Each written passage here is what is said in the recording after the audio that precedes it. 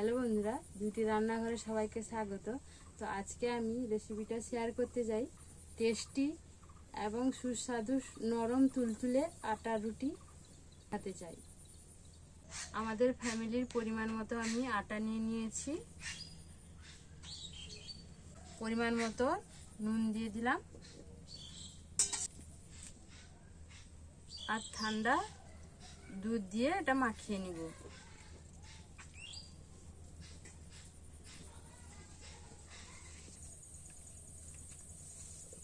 এইভাবে মাখিয়ে নিয়েছি। দেখুন, নয় পাতলা নয় ঘন।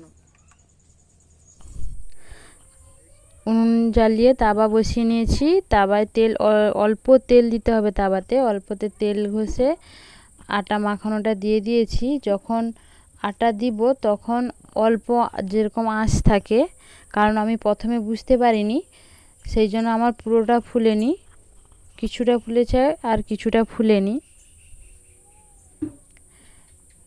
এটা যখন বানাবেন অল্প আঁচে, যাতে জাস্ট গ্যাসে হলে ভালো হয়, উনুনে করছি তো তাই সেই জন্য একটু সমস্যা আছে। দেখুন এটা কত সুন্দর ফুলেছে।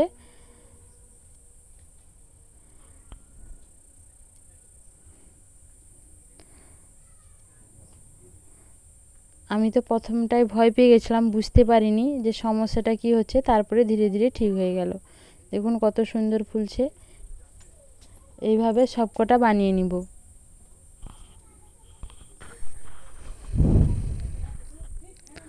আবার তেল ঘষে অল্প অল্প তেল ঘষতে হবে, বেশি তেল ঘষলে আবার অসুবিধা হবে। তো দেখুন কি সুন্দর আস্তে আস্তে ফুলছে, একটু ধৈর্য রাখ। দেখুন সব বানিয়ে নিয়েছি, এবার মটর তরকারি দিয়ে পরিবেশন করব। বাই।